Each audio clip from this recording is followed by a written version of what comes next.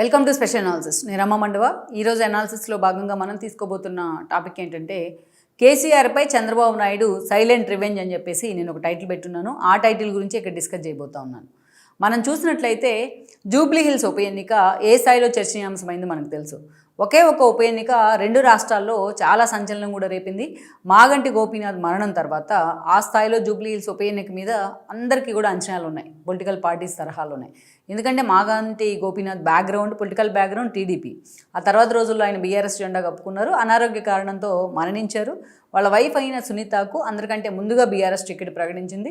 ఇటు కాంగ్రెస్ని చూస్తే ఇంకొంత లేట్గా నవీన్ యాదవ్కు టికెట్ ఇచ్చింది. అటు ఏదైతే లంకాల దీపక్కు బీజేపీ టికెట్ ఇచ్చే ప్రయత్నం చేసింది. అయితే ఇక్కడ చాలా సీరియస్గా ఈ ఎన్నిక చర్చనీయాంశం అవడానికి కారణం ఏంటంటే కొన్ని రాజకీయ కారణాలే. అటు చాలా ప్రిషియస్గా బీఆర్ఎస్ దీన్ని తీసుకోవడానికి అసలు కారణం ఏంటి అంటే, మనం చూస్తే అసెంబ్లీ ఎన్నికల్లో బీఆర్ఎస్ పూర్తి స్థాయిలో అధికారం కోల్పోయింది. ఆ తర్వాత కొద్ది రోజులకే వచ్చిన ఎంపీ ఎలక్షన్స్లో కేసీఆర్ అండ్ టీం జీరోకి పడిపోయారు. ఆ తర్వాత వచ్చిన లాసే చనిపోతే వచ్చిన కంటోన్మెంట్ ఎన్నికలో బీఆర్ఎస్ తన సొంత సీటును కూడా కోల్పోయింది. ఇలాంటి పరిస్థితుల్లో ఇది ఎలాగైనా సరే జూబ్లీ హిల్స్ తమ సొంత సీటు కాబట్టి చావో రేవో తేల్చుకోవాలి. సో రేవంత్ రెడ్డి ఇక్కడ మనం గెలిస్తే రేవంత్ రెడ్డి మీద ఉన్న వ్యతిరేకత జనంలో ఎక్స్పోజ్ అయినట్లు అవుతుంది అని కూడా బీఆర్ఎస్ నేతలు అంచనాలు వేశారు.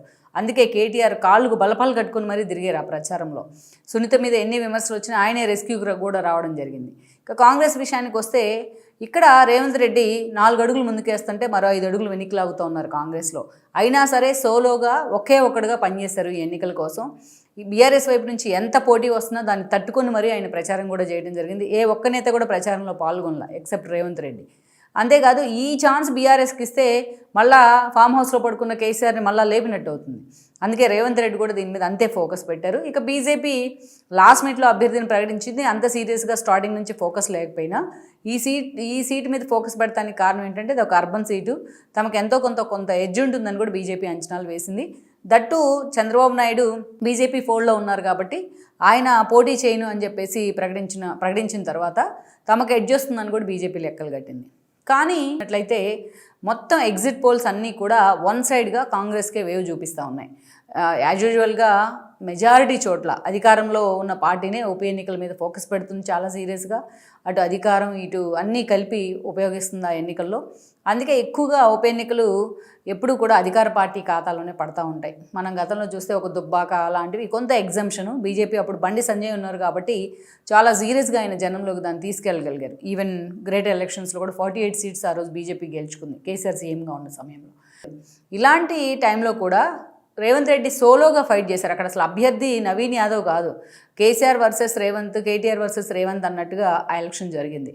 అంతా సో రేవంత్ రెడ్డి ఫైట్ చేసిన తర్వాత ఈరోజు ఎగ్జిట్ పోల్స్ అన్నీ కూడా రేవంత్ రెడ్డి వైపే చూపిస్తూ ఉన్నాయి. అంటే కాంగ్రెస్ వైపే, కాంగ్రెస్ గెలుస్తోందని అంచనాలు వచ్చాయి. ఆల్మోస్ట్ ఎన్నిక ముందు రోజు నుంచి కూడా అసలు కేటీఆర్ ఎక్కడ ఉన్నారో కూడా తెలియదు, ఆయన పూర్తిగా గాయబైపోయినట్లు ప్రచారం జరుగుతోంది. ఇక్కడ అసలు చంద్రబాబు రోల్ ఏంటి అనేది మనం చెప్పుకుంటే ఆయన నిజంగా కేసీఆర్ మీద సైలెంట్ రివెంజ్ తీర్చుకునే ప్రయత్నం చేస్తున్నారా అన్న చర్చ జరుగుతుంది. చంద్రబాబు నాయుడు సైలెంట్ రివెంజ్ తీర్చుకుంది. ఎప్పుడైతే కేసీఆర్ 2018 ముందస్తు ఎన్నికల్లో ఆ రోజు ఆయన ఏడాది ముందే అసెంబ్లీని రద్దు చేసి ఎన్నికలకు వెళ్ళారు. 2014లో అంటే తెలంగాణ తెచ్చానని చెప్పుకున్నారు. ఆ సెంటిమెంట్ వర్కౌట్ అయింది. 18లో ఎలాంటి సెంటిమెంట్ లేదు. తెలంగాణ సమాజానికి చెప్పుకోవడానికి ఆయనకు ఆన్సర్ లేదు. అలాంటి సమయంలో బీజేపీతో వచ్చిన విభేదాల కారణంగా చంద్రబాబు నాయుడు కాంగ్రెస్తో పొత్తులు పెట్టుకున్నారు. రాహుల్ గాంధీతో కలిసి తెలంగాణలోకి ఎంట్రీ ఇస్తే దాన్ని ఒక సెంటిమెంట్ అస్త్రంగా కాంగ్రెస్ టీడీపీ కలిసి మళ్ళీ రాష్ట్రాన్ని నాశనం చేస్తున్నాయి, మళ్ళీ సమైక్యాంధ్ర చేస్తాయంటూ కూడా కేసీఆర్ జనంలోకి వెళ్ళారు. ఆ ఎన్నికల్లో చంద్రబాబు నాయుడు అండ్ కాంగ్రెస్ టీం ఓడిపోవడం జరిగింది. కేసీఆర్ మరోసారి ఆ సెంటిమెంట్తో ముఖ్యమంత్రి అయ్యారు. అప్పటి నుంచి కూడా ఆయన రిటర్న్ గిఫ్ట్ పేరుతోని చంద్రబాబు నాయుడిని చాలా దారుణంగా హేళన చేసే ప్రయత్నం చేశారు. తన మంత్రులను పంపించారు జగన్మోహన్ రెడ్డి తరపున ప్రచారం చేయడానికి. ఒక ఓటుకు నోటు అంశం దగ్గర నుంచి తెలంగాణలో ముందస్తు ఎన్నికల దాకా చంద్రబాబు నాయుడిని టార్గెట్ చేయని రోజు లేదు, టార్గెట్ చేయని ప్రెస్ మీట్ లేదు KCR. The dirtiest politician of India అంటూ కూడా అసహ్యకరంగా మాట్లాడారు చంద్రబాబు నాయుడు గురించి. తెలంగాణ ఉద్యమంలో టీడీపీని తెలంగాణ వేదిక మీద నుంచి ఎలాగైతే దూరం చేశారో ఆ తర్వాత ప్రతి నిత్యం తనకు అవకాశం వచ్చినప్పుడల్లా చంద్రబాబు నాయుడిని అవమానిస్తూనే ఉన్నారు. చంద్రబాబు నాయుడు అమరావతి మీద ఫోకస్ పెట్టి తన రాష్ట్రంలో పని తాను చూసుకుంటా అనేక రకాలుగా ఆయన్ని హ్యూమిలేట్ చేశారు.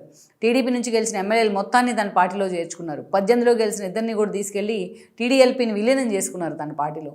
టీడీపీ నుంచి వచ్చిన ఎమ్మెల్యేలకు 14లో మంత్రులు కూడా ఇచ్చినారు తలసాని లాంటి వాళ్ళకి. ఇలాంటి ఒక టీడీపీ విషయంలో ఎంత విషం నింపాలో, ఎంత విషం కక్కాలో అంతా విషం కక్కుతూ వచ్చారు కేసీఆర్. అయితే చంద్రబాబు నాయుడికి ఒక అవకాశం వచ్చింది 2023 టైంలో. అప్పుడు అసెంబ్లీ ఎన్నికలు జరుగుతూ ఉన్నాయి తెలంగాణలో. అప్పుడే చంద్రబాబు నాయుడిని జగన్మోహన్ రెడ్డి అరెస్ట్ చేశారు. 52 రోజుల పాటు జైల్లో పెట్టారు స్కిల్ డెవలప్మెంట్ కేసులో. ఆయన బయటకు వచ్చిన తర్వాత జరిగిన ఎలక్షన్ ఇది.